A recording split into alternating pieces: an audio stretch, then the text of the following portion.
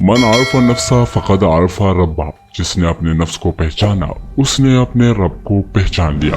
اللہ نے انسان کو احسن تقویم پر خلق فرمایا۔ انسان اللہ کا ایک شاہکار ہے۔ حدیث قدسی ہے کہ انسان میرا اور میں انسان کا راز ہوں۔ اگر انسان اللہ کا راز ہے تو پھر انسان میں بھی بہت سے راز پوشیدہ ہے۔ قرآن میں اللہ فرماتا ہے ہم دکھائیں گے تمہیں اپنی نشانیاں کھلے آسمان تلے، وہ خود تمہارے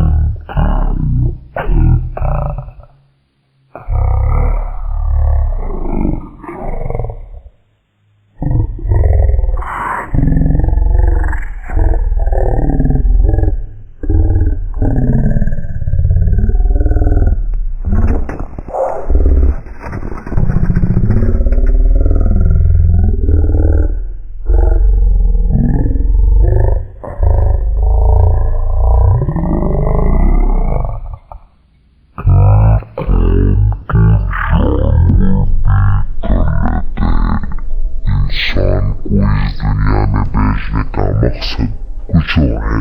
حضرت آدم علیہ السلام سے لے کر اب تک انسان کے پاس جتنی بھی تاریخ موجود ہے، اس میں بہت بڑے بڑے فلاسفرز، دانشور، صوفی، سنت، فقیر، درویش سب ایک ہی بات کہتے آئے ہیں کہ اپنے آپ کو جاننا ہے، اپنے اندر کے سفر پر روانہ ہونا ہے۔ اپنے آپ کو جاننے اور پہچاننے کے لیے مختلف مذاہب میں مختلف مشقیں، ریاضتیں کی جاتی ہے۔ ان مشقوں اور ریاضتوں کو کچھ لوگ self awareness, spiritual awakening, spiritual enlightenment, Irfan نفس، عرفان ذات یا خودی کا نام دیتے ہیں۔ حالانکہ یہ سب معرفت الہی کے راستے ہیں اور ان سب کی منزل ایک ہی ہے۔ یہ ایک خاص علم ہے جو خاص لوگوں کو عطا ہوتا ہے، اور اس کی خاصیت یہ بھی ہے کہ یہ کسب سے نہیں بلکہ خالق کی عطا سے ملتا ہے۔ اس علم کو کتابوں سے حاصل نہیں کیا جا سکتا۔ جیسے ایک صوفی درویش کا قول ہے کہ تم نہیں پہنچ سکتے اللہ تک عبادتوں اور ریاضتوں کے ساتھ۔ اللہ کا راز اہل علم کے سینے میں ہے، وہ جس کو چاہے دے دے۔ ایمان کی طاقت ان کو جنت تک تو پہنچا سکتی ہے، لیکن جو راستہ اللہ تک جاتا ہے وہ عشق کا راستہ ہے۔ یہ ایسا علم ہے کہ جسے ملتا ہے اس کے اندر سے اس علم کی خوشبو آتی ہے، اور یہ علم بڑے بڑے فلاسفرز اور دانشوروں کو بہت پیچھے چھوڑ جاتا ہے، کیونکہ فلسفی ہمیشہ اپنی عقل سے سوچتا ہے اور سوچ بوجھ سے مختلف قیاس آرائیاں کرتا ہے، جبکہ اہل علم کی بات اس کا ذاتی مشاہدہ ہوتی ہے۔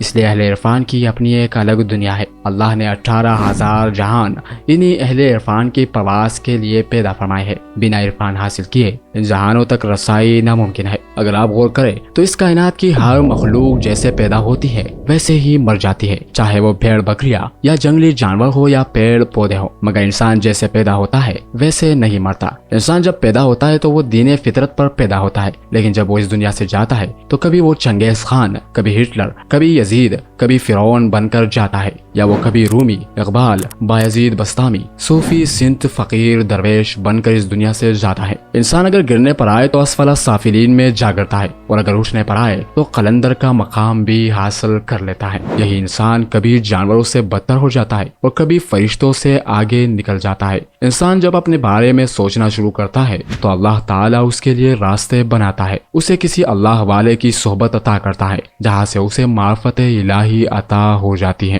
جب انسان کی عمر 40 سال سے اوپر ہو جاتی ہے تو وہ عزت، دولت، شہرت سب کما چکا ہوتا ہے۔ پھر وہ آسمان کی طرف دیکھتا ہے اور سوچتا ہے کہ آخر میں کہاں سے آیا ہوں اور اس دنیا میں کیوں بھیجا گیا۔ وہ یہ سوچتا ہے کہ اوپر وہاں ستاروں کے پرے کون کون سے جہاں پوشیدہ ہے۔ شاید وہ اپنا پہلا گھر ڈھونڈنے کی کوشش کرتا ہے۔ یہاں یہ جان لینا ضروری ہے کہ انسان کا جسم فانی ہے اور اس کی روح ابدی ہے۔ مٹی سے بنا جسم مٹی میں چلا جائے گا، لیکن روح جہاں سے آئی ہے وہ اپنے اصل مقام پر جانا چاہتی ہے۔ جب حضرت آدم علیہ السلام کا بت تیار کیا گیا اور فرشتوں کو سجدے کا حکم دیا گیا تو اللہ نے اس میں اپنی روح پھونکی۔ اسی لیے روح کی پیاس اللہ کی معرفت ہے۔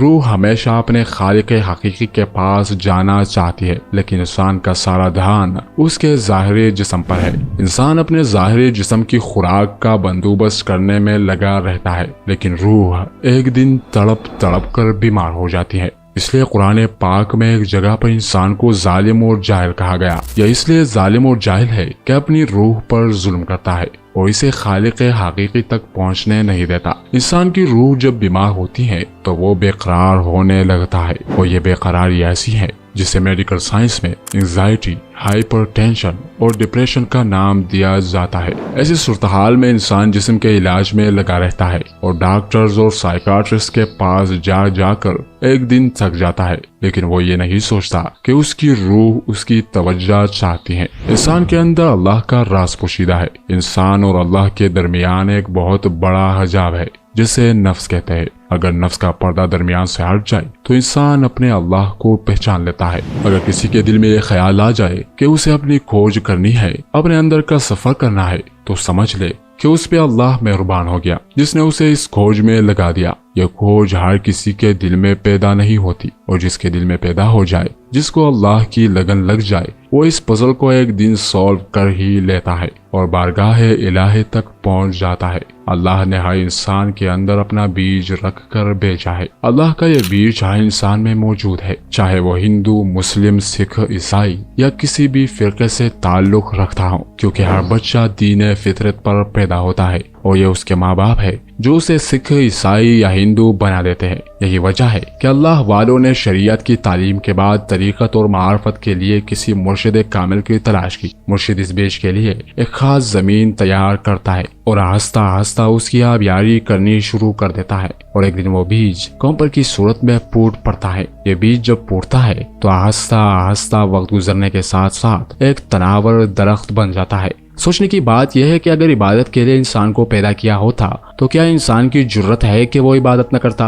हदीस कुदसी में अल्लाह फरमाता है कि मैं एक छुपा हुआ खजाना था और मैंने चाहा कि पहचाना जाऊं। इंसान को उसने अपनी पहचान के लिए खल्क फरमाया है, और जो लोग उसे पहचान लेते हैं वही ला खौफुन हो जाते हैं। उन्हें किसी का डर या खौफ नहीं रहता, चाहे वो मौत ही क्यों न हो। और मौत उन्हें एक खूबसूरत चीज दिखाई देती है। वो जान जाते हैं कि उन्हें इस जिस्म की कैद से आजाद होना है। वो इस हकीकत तक पहुंच जाते हैं कि जो रूह दिखाई नहीं देती वो उनकी असल है, और ये जिस्म जो दिखाई दे रहा है ये असल नहीं, ये मिट्टी से बना और एक दिन मिट्टी में ही चला जाएगा। इंसान के अंदर अल्लाह का बहुत बड़ा राज है, जो राज इरफान ज़ात से खुलता है। यही वजह है कि जो खुद को पहचान जाए वो अपने रब को पहचान लेता है।